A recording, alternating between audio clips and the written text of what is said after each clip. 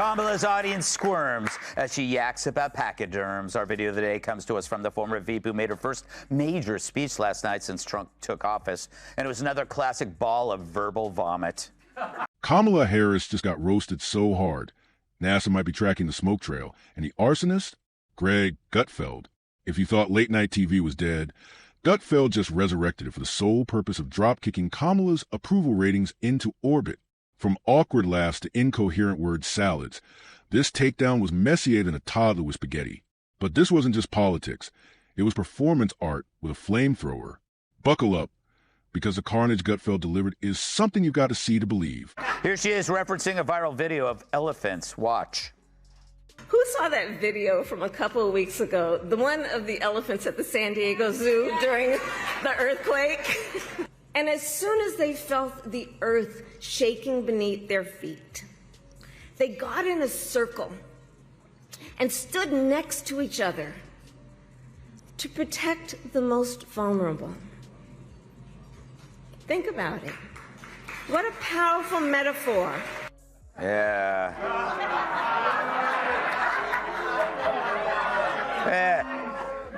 It's almost like they built a wall.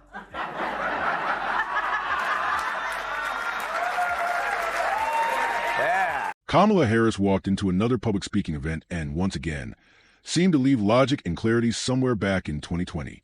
It was a kind of speech that made you wonder if she's secretly competing in an invisible word salad championship.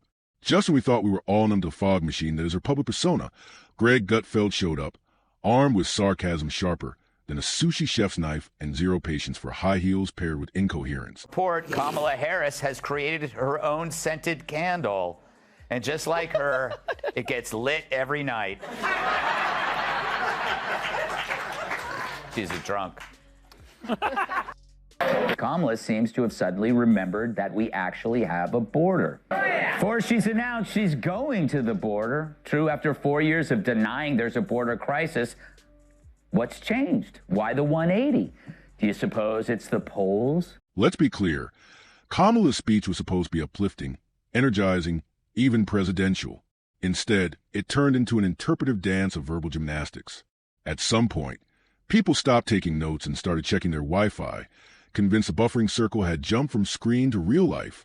Enter Gutfeld, watching the circus of syllables like a man who realized he'd wandered into a political parody and decided to stick around just for the snacks. Kamala Harris will visit the southern border on Friday. She said she's looking forward to finally meeting Justin Trudeau.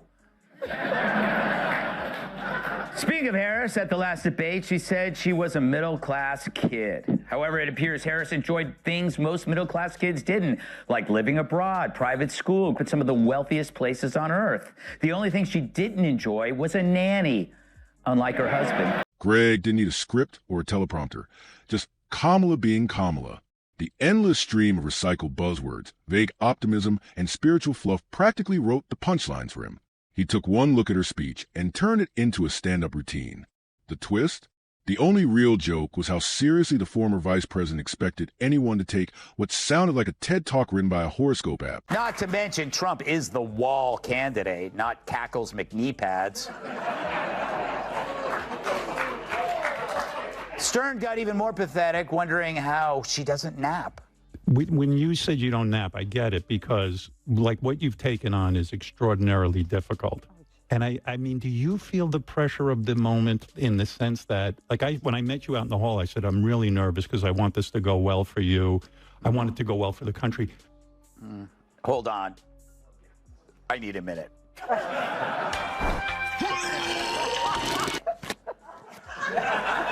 right, we're back. This wasn't commentary. It was demolition. Gutfeld didn't just critique. He performed open-heart surgery with a chainsaw. Every pause Kamala made became a setup, every cliche a punchline. Watching him react was like watching a roast master handed the world's easiest target. A speech so empty it made elevator music sound rebellious. Her pauses felt like intermissions. Her metaphors like riddles pulled from dollar store motivational posters. And the expressions. Oh, the expressions. Gutfeld's face throughout was a masterclass in restrained disbelief. Eyebrows doing gymnastics, smirks loading like slow software updates. At one point, he didn't even look like a commentator. More like a guy trying to remember if he left the oven on while trapped in a TED Talk written by a fridge magnet. The absurdity wasn't just in Kamala's delivery. It was in the unshakable confidence behind it. Gutfeld saw the performance for what it was and basically said, "Challenge accepted." One minute she's talking about equity like she just discovered the word in a fortune cookie. The next she's painting America's future with a vague flourish of someone narrating a motivational screensaver. Meanwhile, Gutfeld's over there dissecting it all with the precision of a man who once lost a bet and had to sit through 4 hours of inspirational seminars about absolutely nothing. You know, maybe they can circle around your husband, Doug, to protect vulnerable nannies. But Kamala brought that long-winded story in for a landing with this poignant lesson. Because we know those who try to incite fear are most effective when they divide and conquer, when they separate the herd, when they try to make everyone think they are alone. But in the face of crisis, the lesson is don't scatter. So powerful. But wouldn't it be more powerful with bongos? Because we know those who try to incite fear are most effective. The man didn't even flinch. While the media clutched their pearls over how inspiring Kamala's message was, Greg Gutfeld stood center stage with the smirk of someone watching audition tapes for the next season of Veep. Every time Kamala dropped a fresh metaphor, something about bridges, dreams, or the future feeling like jazz hands, Gutfeld looked like a guy reading aloud from a script titled Help. My GPS is speaking in poetry. You could practically hear his internal monologue. Asterisk, wait, did she really just say that? Out loud? To a room full of people? Asterisk. And then came the avalanche. Gutfeld didn't just roll his eyes. He built a verbal trampoline and bounced off every floating talking point she lobbed into the air. Where Kamala sprinkled sound bites like confetti at a parade, Greg brought the vacuum cleaner of logic and sucked every glittering buzzword off the floor. This wasn't critique. It was a comedy roast with a PhD. She came armed with platitudes. He arrived with sound judgment and a fire hose of sarcasm. The crowd didn't know whether to laugh, cry, or Google what Kamala actually meant. And Gutfeld, he just kept pouring cold clarity over the fevered dream of slogans and circular logic, like he was hosting a telethon for lost political coherence. It's hard to kind of figure out what she's saying. Why doesn't anybody ever ask a follow-up question? Like, what do you mean? Well, that should have happened in the debate. Yeah. And the interesting thing is, doesn't do interviews. You would not see her come onto the show, I can tell you right now. We ask her now. Come on this show, Kamala. We'll have a box of wine. She doesn't like doing it. But it wasn't just a speech. Oh no, that would have been too easy. Gutfeld dug deeper. He unwrapped the entire Kamala Harris brand like a Christmas present full of socks and vague promises. The cackle, the head tilt, the hand gestures that look like she's trying to sculpt a policy plan out of thin air. Nothing was off limits, and he didn't miss a beat.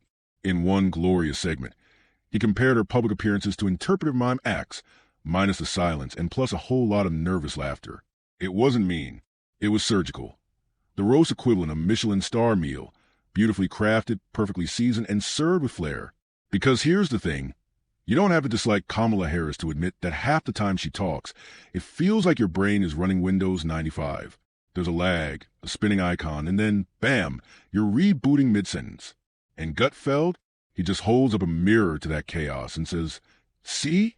You're not crazy. That did just happen.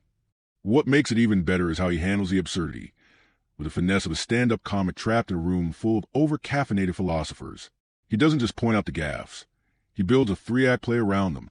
He paints the picture so vividly you can practically hear the teleprompter wheezing in the background, while Kamala attempts to conjugate hope into a coherent policy plan. Well, first, I want to point out something Jessica said, that Trump began as a millionaire and now he's a billionaire.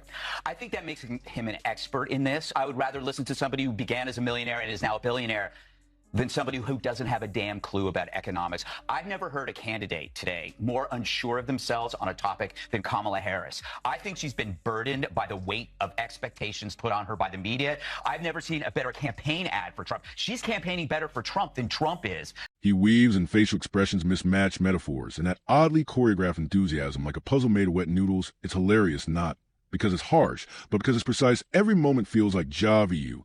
For anyone who's ever sat through her interviews wondering if he missed a point or if the point never actually existed, and somehow he makes the whole thing feel like comedy therapy for a nation stuck buffering, and he wasn't alone. Millions tuned in not to learn not to debate, but to watch someone finally say the quiet part out loud that Kamala Harris gives speeches like she's assembling IKEA furniture without the manual, and Gutfeld, he's the guy holding up the Weird Allen.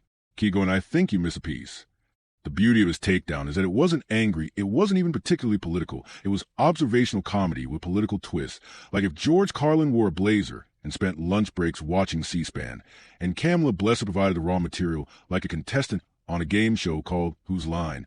Is it Anyway Executive Edition?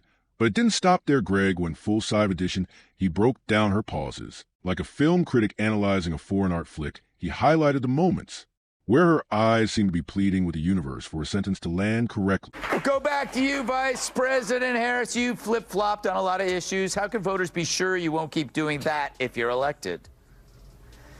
Look, again, I come from a middle-class family, right? My values have never changed on that, right?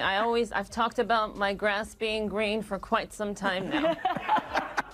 All right? And as a former, prosecutor and former state attorney general and, Willie Brown's ex, shout out to my brothers and sisters, right?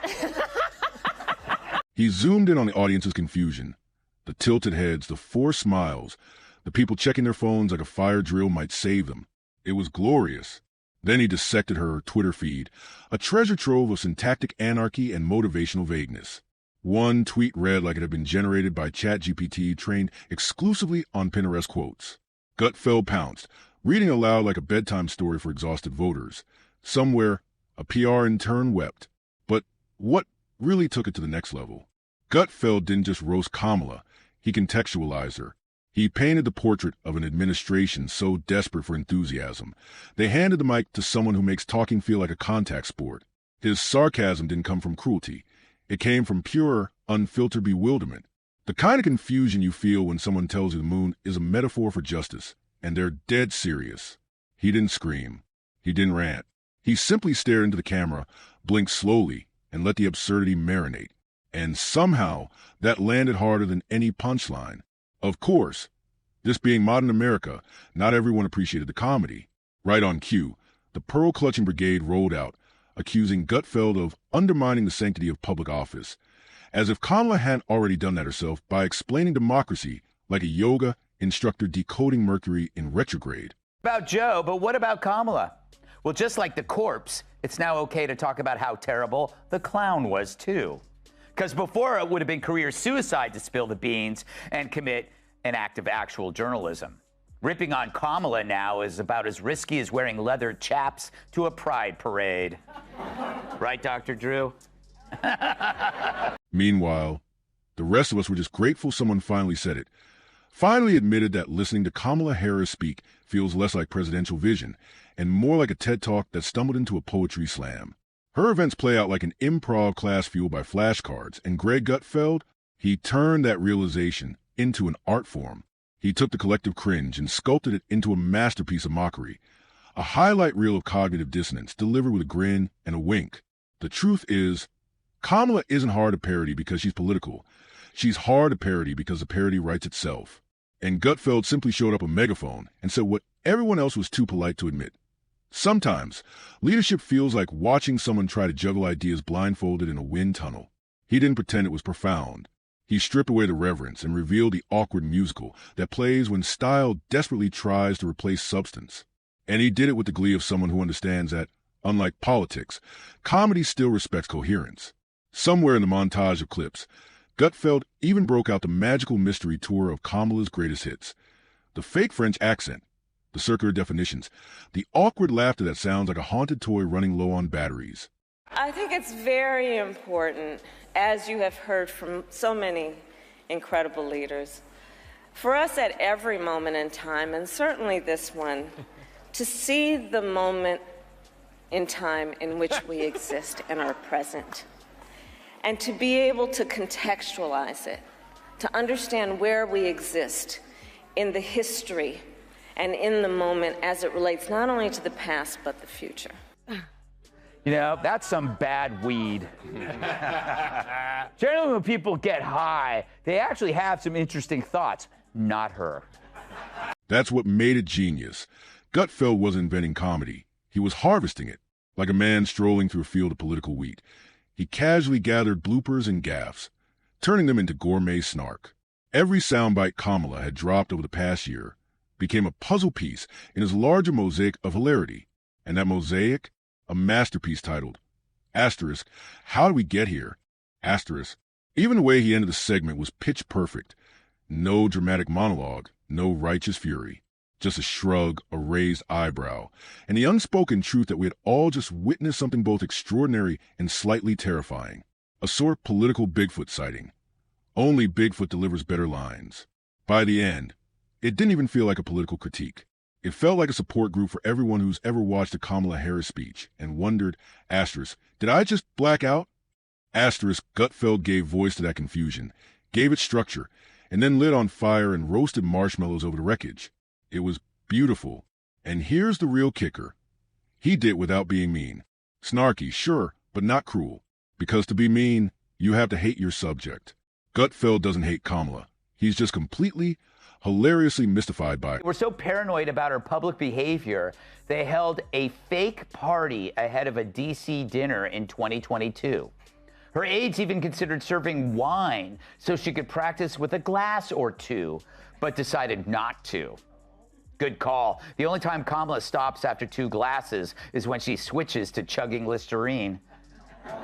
Like a man who walked into a 5-star restaurant and got served a bowl of air, Greg Gutfeld tried to write a Yelp review without sounding unhinged and somehow nailed it. So where does that leave us? With Kamala Harris still fumbling metaphors like a drunk magician at a kid's birthday party, and Gutfeld on the sidelines, popcorn in hand, reminding everyone that wearing a pantsuit doesn't automatically translate to making sense. He didn't just roast Kamala. He conducted a full-blown symphony of satire using her own notes. And as long as she keeps applying sheet music, you better believe Gutfeld will be there, grinning, commenting, and turning confusion into comedy gold. Because if there's one thing funnier than Kamala's speeches, it's watching Greg Gutfeld survive them. Sanity intact, sarcasm fully charged. And let's be real, someone's got to do it.